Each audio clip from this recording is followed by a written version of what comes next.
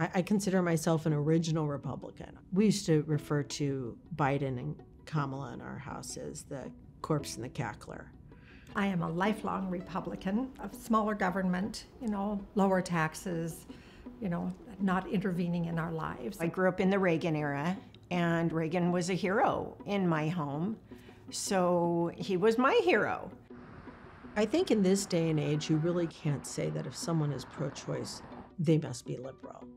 Abortion is changing the Republican Party this election.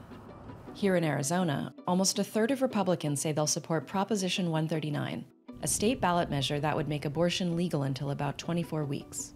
I would say 20 years ago, that definitely would not have been the case. We spoke to 3 longtime supporters of the Republican Party about how the end of Roe v. Wade is changing their vote. I grew up very Catholic. I never knew anybody who had an abortion. I don't think I said the word out loud until after I'd been married. When I heard about Roe being overturned, I was not terribly surprised. Our state law reverted back to the previous law, which was from 1864. No one could quite believe it. I mean, it really came so quickly. Passed during the Civil War when Arizona was still a territory, the 1864 law was a near total ban on abortion. Even conservatives in Arizona thought that it didn't make a lot of sense. The law was overturned in May, and a ban after 15 weeks was put into place. But it made some Arizonans rethink their stance on abortion. I had to stop and think, well, how do I feel about it?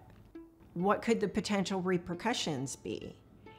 And the more I read, the more news stories I saw, the more afraid I got for women. I'm a member of the Church of Jesus Christ of Latter-day Saints. I am a mother of 10 and a grandmother. I do believe in the sanctity of life, but I just don't believe it's my right to choose for someone else. I think when people go through this, it is probably the most painful decision they've ever made. I was a delegate to the 2016 convention, and the day that we had the vote in Arizona to go to the convention, I realized that I was bleeding. Turns out that I somehow was pregnant, and it had released. I went to the doctor, and I had to have a D&C. Let's say the 1864 law was in place. Would they have allowed me to have a D&C? Would they have investigated me? 2016, I voted for Trump. In 2020, voted for Trump, but I won't vote for him again. President Trump sort of prides himself in the fact that he dismantled Roe v. Wade.